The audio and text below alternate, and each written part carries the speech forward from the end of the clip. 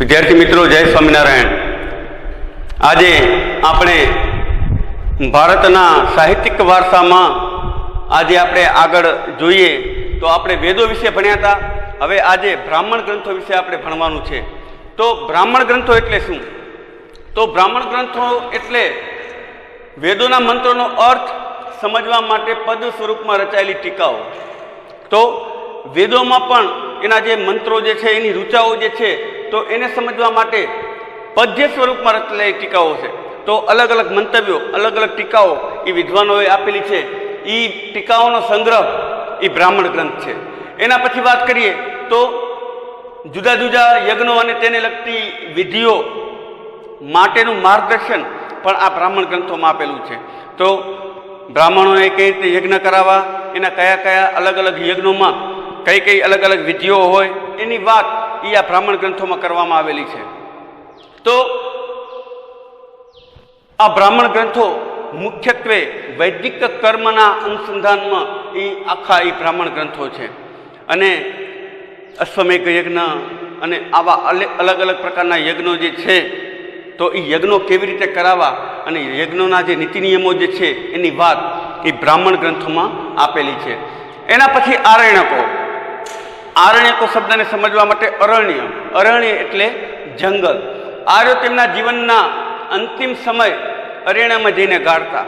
જીવનનો જ્યારે અંતિમ સમય હોય, વૃદ્ધાવસ્થા હોય, ત્યારે એ અરણ્યમાં જંગલમાં જઈ અને ઝૂંપડી બાંધીને એ રહેતા અને સતત ચિંતન અને તત્વજ્ઞાનનું જે છે વાત, વેદોનું જે છે એને એ ગ્રહણ કરતા।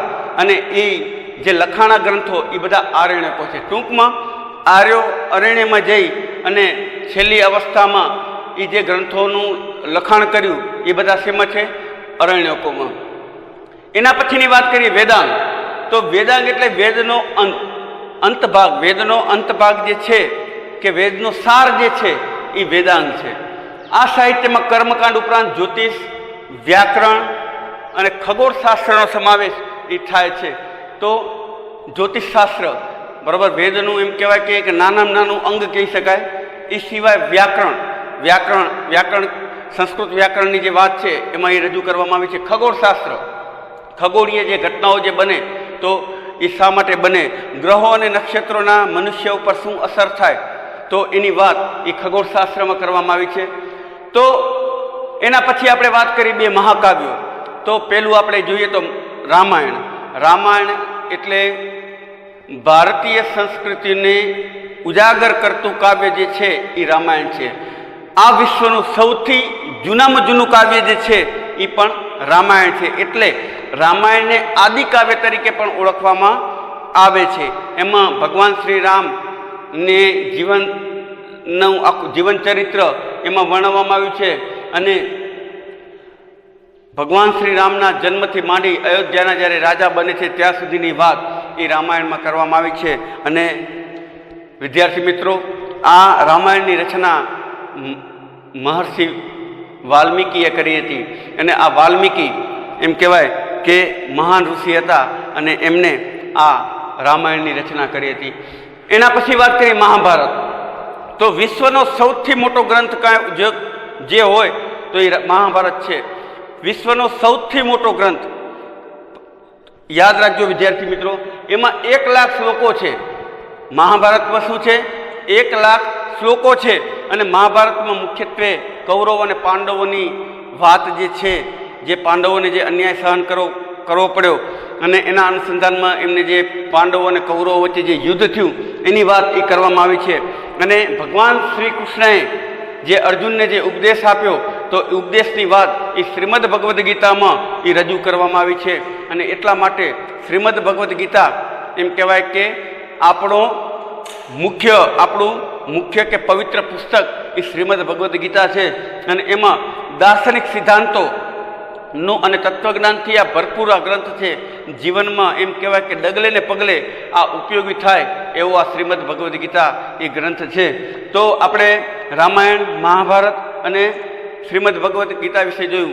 તો શ્રીમદ ભગવદ્ ગીતા અને મહાભારત આ બે એમ કહેવાય કે મહાભારતની રચના મહર્ષિ વેદ વ્યાસ, એમનું આખું નામ કૃષ્ણ દ્વૈપાયન વ્યાસ, બરોબર, એમણે આ ગ્રંથની રચના કરી હતી. આગળ કૌટિલ્યનું અર્થશાસ્ત્ર, બરોબર, વહીવટી વિજ્ઞાનની મહત્વની કૃતિ છે.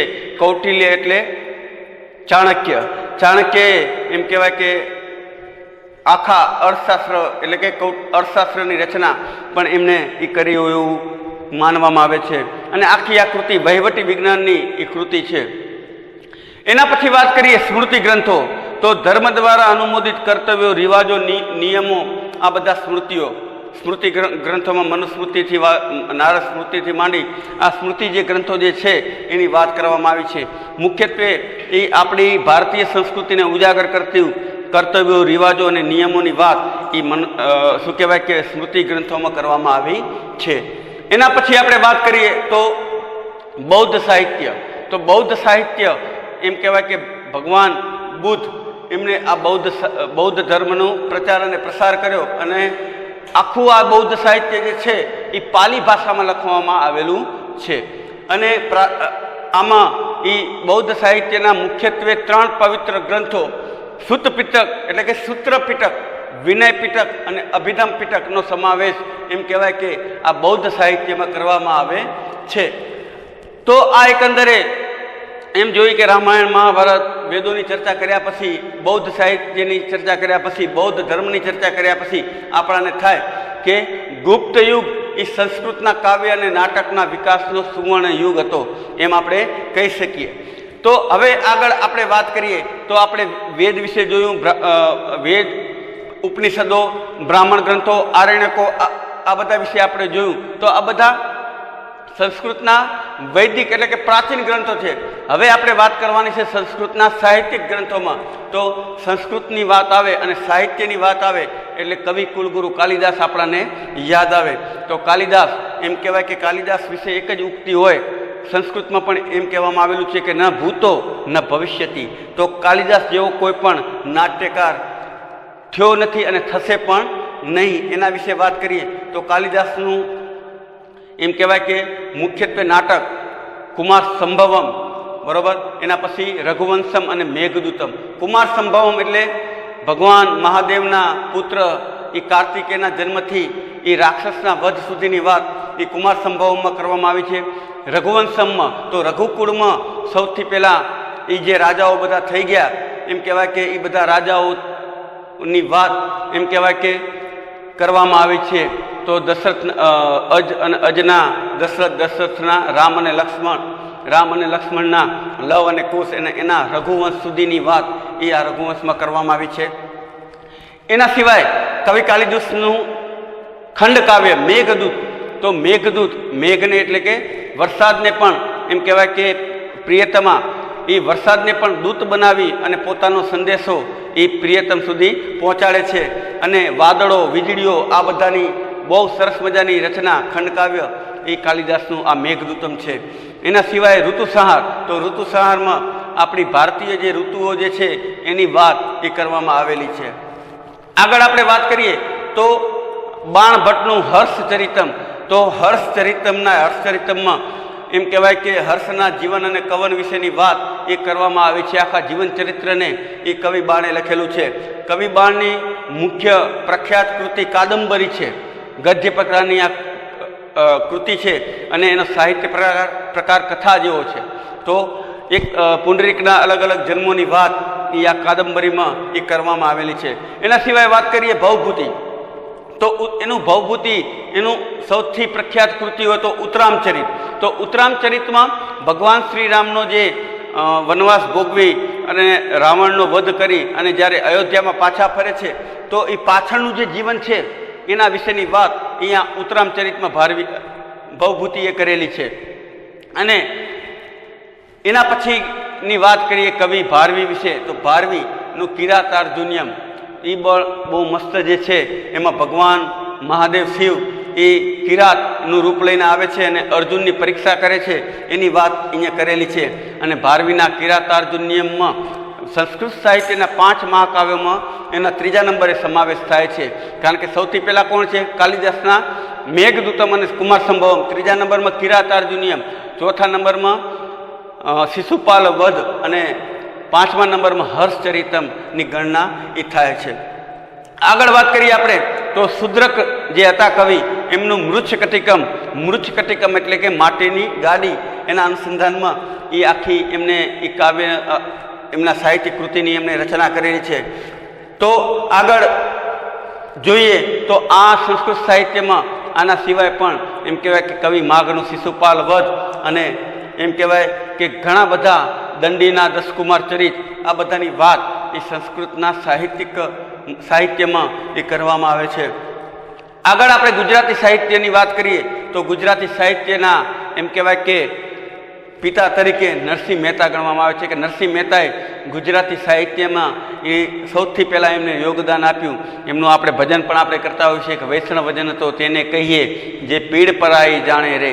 એમ કહેવાય કે નરસિંહ મહેતા એમ કહેવાય કે ગુજરાતી સાહિત્યના પિતા તરીકે પણ ઓળખવામાં આવે છે. એના સિવાય મીરાબાઈ તો પ્રેમ લક્ષણા ભક્તિનું ઉત્તમ ઉદાહરણ પાડતા આ કવિ છે મીરાબાઈ, અને એમની પણ રચનાઓ ખૂબ જ સરસ છે. એના સિવાય દયારામ, કવિ દયારામની ગરબીઓ એ પણ પ્રખ્યાત છે. અને અખાના ચાબખા, પ્રેમાનંદનું આખ્યાન, બરાબર, પ્રેમાનંદે એમ કહેવાય કે આખ્યાનના પિતા તરીકે ઓળખવામાં આવે છે. એવી રીતે પ્રીતમ એમ કહેવાય કે ગંગા સતીની રચનાઓ પણ ખૂબ જ સરસ છે કે વીજળીના ચમકારે મોતીડા પરો પાનબાઈ, એ ગંગા સતીની જે રચનાઓ જે છે એ પણ ખૂબ જ સરસ છે. એ સિવાય નર્મદ, કવિ નર્મદ અર્વાચીનોમાં આદ્ય એમ કહેવામાં આવે છે. સૌથી પહેલાં એમ કહેવાય કે નર્મદે નિબંધ અને ઘણા બધા ગ્રંથોની રચના કરી છે. એ સિવાય નવલરામ પન્નાલાલ પટેલ પણ ખૂબ શું કહેવાય કે માનવીની ભવાઈ, મળેલા જીવ, એમની સારામાં સારી કૃતિઓ છે. એ સિવાય ઉમાશંકર જોશી, તો ઉમાશંકર જોશીને નિશિત કાવ્ય સંગ્રહનાથી જ્ઞાનપીઠ એવોર્ડ પણ મળેલો, અને એ પણ ખૂબ જ સારા કવિ વિવેચક પણ એ છે. એ સિવાય ગોવર્ધનરામ ત્રિપાઠી, તો ગોવર્ધનરામ ત્રિપાઠીનો મુખ્યત્વે સરસ્વતી ચંદ્ર, ખૂબ જ સરસ મજાની મહાનવલકથાની રચના એમને એ કરી છે. ગુજરાતી સાહિત્યમાં મહાનવલકથા સરસ્વતી ચંદ્રની રચના પણ ગોવર્ધનરામ ત્રિપાઠીએ કરેલી છે. તો વિદ્યાર્થી મિત્રો, આજે આપણે સંસ્કૃતના વૈદિક સાહિત્યમાં આપણે બ્રાહ્મણ ગ્રંથો, આરણ્યકો અને વેદાંગો વિશે જોયું. એ સિવાય ભારતના બે મુખ્ય મહાકાવ્યો એમ કહેવાય કે રામાયણ અને મહાભારત વિશે આપણે જોયું.